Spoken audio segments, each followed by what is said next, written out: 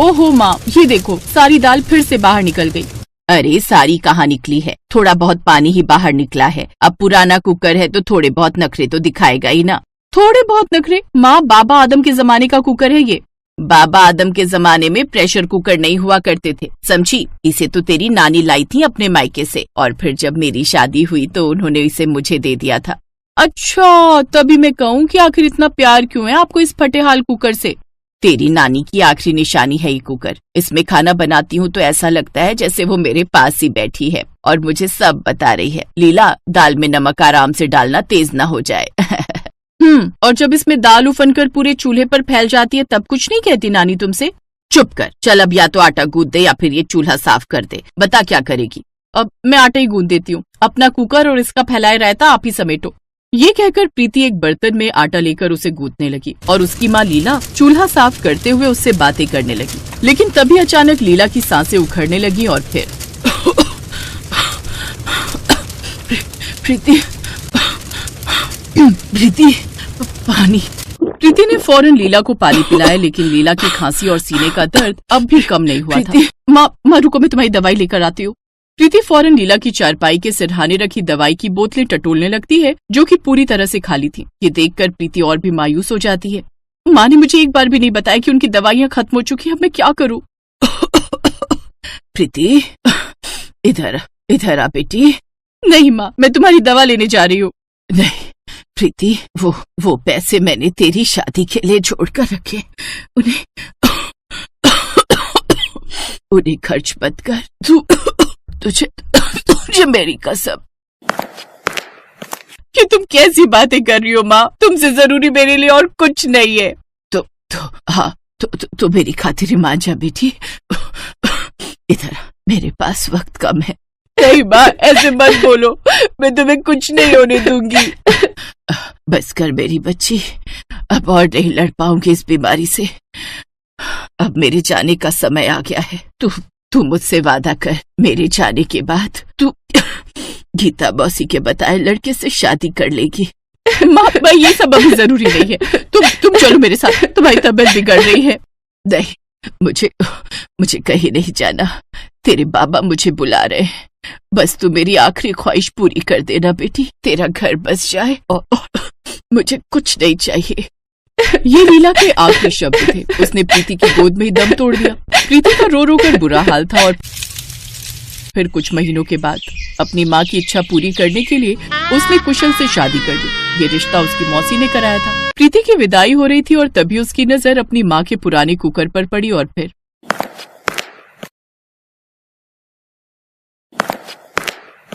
प्रीति, ये क्या कर रही है? इस पुरानी कुकर से क्या करेगी?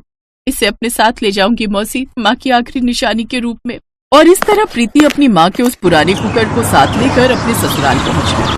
यहाँ उसके पति कुशल के अलावा उसकी सास वृंदा और ससुर सुरेश रहते थे। प्रीति ने पहले ही दिन से घर के सारे कामकाज संभाल लिए। ये देखो, अब ये दिन आ गए हमारे। सोचा था लक्ष्मी घर लेकर आ रहे हैं, लेकिन ये तो कचरा उठा लाई। नहीं माँ जी, ये कचरा नहीं है, ये मेरी नानी का कुकर है और अब माँ की आखिरी निशानी के रूप में ये मेरे पास है। लो जी, नानी से माँ को और माँ से इसे। वाह वाह वाह, खानदानी कंजूस निकला इसका परिवार तो। लेकिन मेरे यहाँ ये सब नहीं चलेगा। चल उठाकर बाहर फेंक इसे। एक नया कुकर तो ला नहीं सकी, कम से कम ये पुराना जला गला कुकर सामने रखकर हमारी बेइज्जती तो मत कर। ठीक है माँ जी, आपको पसंद नहीं तो मैं इस कुकर में खाना नहीं बनाऊंगी, लेकिन भगवान के लिए इसे फेंकने को मत कहिए। ये मेरी माँ की आखिरी निशानी है मेरे पास। प्रीति ने उस पुराने कुकर को ले जाकर अपने सामान के साथ रख दिया। फिर उसी रात हाँ, तो माँ ने गलत क्या कहा? तुम्हारी माँ ने धोखा किया है हमारे साथ। शादी में गृहस्थी का सारा सामान देने का वादा किया और फिर मौत के सामने हार गई मेरी माँ। अगर आप लोगों को दहेज ही चाहिए था तो मना कर देते शादी से। मैं कौन सा आप लोगों के पैरों में गिर रही थी? मेरी माँ के जीवन की सारी जमा पूंजी दे ही दी थी आप लोगों को। अब इससे ज्यादा और क्या चाहिए था? बदतमीज औरत, मेरे सामने मुंह चलाती है। रुक, अभी तेरा दिमाग ठिकाने लगाता हूँ, रुक। इसके बाद कुशल ने प्रीति को बहुत मारा, बल्कि अब तो ये हर रोज का किस्सा हो गया। कुशल की माँ झूठी सच्ची बातें बोलकर उसे प्रीति के खिलाफ भड़काती और कुशल उस पर हर रोज हाथ उठाता। फिर एक दिन, देख रही हो ना माँ क्या हो रहा है यहाँ मेरे साथ। कितना अच्छा होता अगर तुम उन पैसों से अपना इलाज करवाने देती। तुम कुछ और दिन मेरे साथ होती और मैं इस नरक में भी नहीं होती। प्रीति को उसकी माँ की बहुत याद आ रही थी। तभी उसकी नजर उस पुराने कुकर पर पड़ी और फिर वो गहरी सोच में चली गई। नहीं, मैं इतनी आसानी से हार नहीं मान सकती। पापा के जाने के बाद तुम भी तो अकेली ही थी माँ। तब इस पुराने कुकर ने ही तुम्हारा साथ दिया। मुझे विश्वास है कि ये मेरा भी साथ देगा।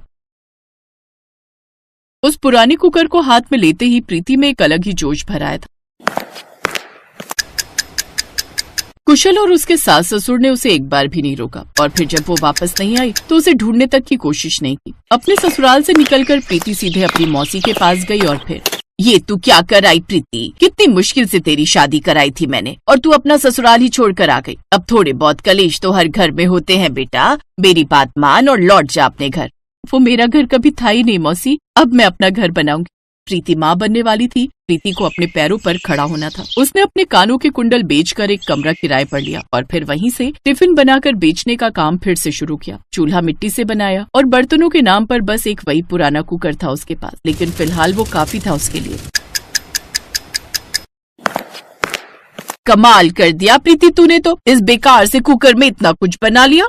हाँ मौसी, माँ को देखा था मैंने और सच कहूँ तो जैसे उन्हें ये पुराना कुकर नानी का एहसास दिलाता था, ठीक वैसे ही ये मुझे भी माँ के आसपास होने का एहसास कराता है। इस पर खाना बनाते हुए ऐसा लगा जैसे माँ हर वक्त मेरे पास ही बैठी थी। उसने दिन रात मेहनत की, दूर दराज के ऑफिसों तक अपने टिफिन पहुँचाए और धीरे धीरे तरक्की करती चली गई। फिर कुछ सालों के बाद, होटल तो बढ़िया लग रहा है, महंगा भी लगता है। और नहीं तो क्या, इस इलाके का सबसे बड़ा और महंगा होटल है ये। एहसान मानिए मेरे भाई का कि वो आप लोगों को यहाँ खिलाने ले आया, वरना आप लोगों की औकात तो यहाँ घुसने तक की नहीं है। वृंदा ने कुशल की दूसरी शादी करवा दी। इस बार उसकी बहू अमीर घर से जरूर थी, लेकिन वृंदा, उसके पति और कुशल, उनके ही घर में अब कोई सम्मान नहीं था। नई बहू बात बात पर उनकी बेइज्जती करती थी और वृंदा मुंह पर ताला लगाए सब कुछ बर्दाश्त कर रही। उस शानदार होटल में खाना खाते हुए अचानक ही कुशल की नजर एक जगह जाकर जम गई। ये देखकर वृंदा ने उसे कोहनी मारते हुए कहा, क्या कर रहा है कुशल, खाना खाना। माँ वो कुकर, वो तो। कुशल ने जिस तरफ इशारा किया उस तरफ देखते ही वृंदा की आंखें भी चौड़ी हो गई। वो प्रीति का वही पुराना कुकर था जो हमेशा वृंदा की आंखों में खटकता था, लेकिन इस शानदार होटल में उस पुराने कुकर को बड़े ही करीने से एक शीशे के बॉक्स में सहेज कर रखा हुआ था, बिल्कुल किसी शोपीस की तरह। और उसके ठीक बगल में लगी थी प्रीति की माँ की बड़ी सी तस्वीर, जिसे देखकर वृंदा और कुशल सारी कहानी समझ चुके थे। लेकिन वो कुछ कहते या करते उससे पहले एक छोटी बच्ची वहाँ खेलते हुए आई और अपनी माँ का आंचल खींचते हुए बोली, माँ आपका ये पुराना कुकर मुझे कब मिलेगा? जब तुम इसे संभालने के लायक हो जाओगी और इसके पुरानेपन से ही तुम्हें प्यार हो जाएगा, तब मैं खुद इसे तुम्हें दूंगी। तुम देखना ये तुम्हारी भी वैसे ही मदद करेगा जैसे इसने मेरी की थी। ये कहकर प्रीति ने अपनी बेटी निम्मी को गले से लगा लिया और फिर उसने कुशल और उसके परिवार की तरफ ऐसे देखा जैसे वो उन्हें पहचानती नहीं। दूसरी तरफ कुशल और वृंदा में भी कुछ कहने की हिम्मत बाकी नहीं। वो चुपचाप खाना खाते रहे और अपने किए पर पछताते रहे। उर्मिला की शादी को कई साल बीत चुके थे। जब से उर्मिला शादी होकर घर में आई तब से वो चूल्हे पर खाना बना रही थी। इसी वजह से कभी कभी खाना बनाने में बहुत देर भी हो जाती थी। अरे उर्मिला कहाँ हो? कितनी देर से खाना मांग रहा हूँ, मेरा रोटी का डिब्बा दे दो तो मैं काम पर चला जाऊँ। आज फिर मजदूरी का काम रह जाएगा, नहीं तो फिर बोलोगी कि शाम की सब्जी नहीं लाया। जब देखो तब जल्दी मचाते रहते हो। कितनी बार कहा है गैस चूल्हा खरीद दो, पर कोई मेरी सुनता कहाँ है। मुझे तो लगता है मेरी पूरी जिंदगी चूल्हा फूकने में ही निकल जाएगी। पता नहीं हमारे ही नसीब में इतनी गरीबी क्यों लिखी हुई है कि एक गैस चूल्हा नहीं खरीद सकते। बहू, चूल्हे की रोटी बहुत फायदेमंद होती है, पता है सेहत के लिए कितनी अच्छी है। अम्मा, वो सेहत के दिन गए, वो सन 60 में हुआ करते थे। अब जमाना 21वीं सदी में चल रहा है। अड़ोस पड़ोस में सब घरों में गैस चूल्हा आ गया है। सबने खरीद लिया, बस हम ही रह गए गैस चूल्हा खरीदने के लिए।